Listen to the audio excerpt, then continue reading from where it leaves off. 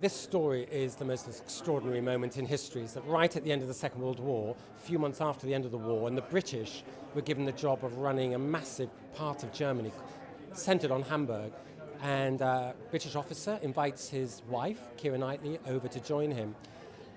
And she's extremely anti-German because they lost their child in the bombing in the Blitz in London. And even worse, her husband allows the German occupants to stay in the house. And it's very interesting how her journey from hatred to affection alters during the course of the film.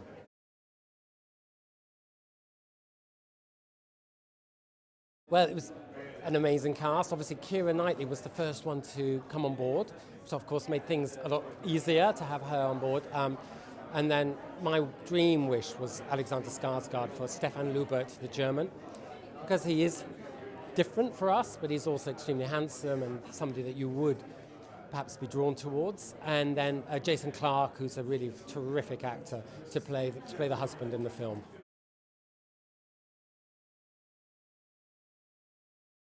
Well, I enjoyed two things. Working with three world-class actors was fantastic, but also creating these worlds, these big, devastated worlds of huge ruins and Armageddon, really, on Earth, which is exactly what it looked like. And I think for an audience today to realise that we've really got to work together as individuals and as governments to work towards reconciliation in order to make sure that that never happens again.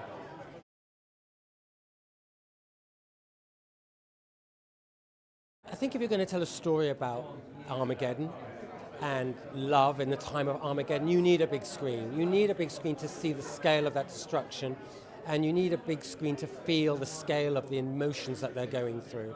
And I think that's really why it should feel intimate and epic at the same time. I always think that's an important quality of high-quality drama, that you have these very intimate moments. It might be just a small kiss or a finger running along the collarbone against these massive, massive landscapes of what looked like Syria, but far, far worse, which is exactly what it looked like.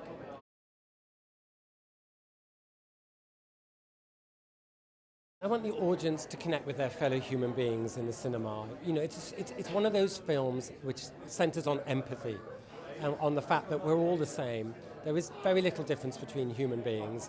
And actually, if you can just see beyond the photographs, beyond the newsreels, and understand that these people have ambitions, they have love affairs, they have funerals, they have laughs, they have joy and sadness in their lives.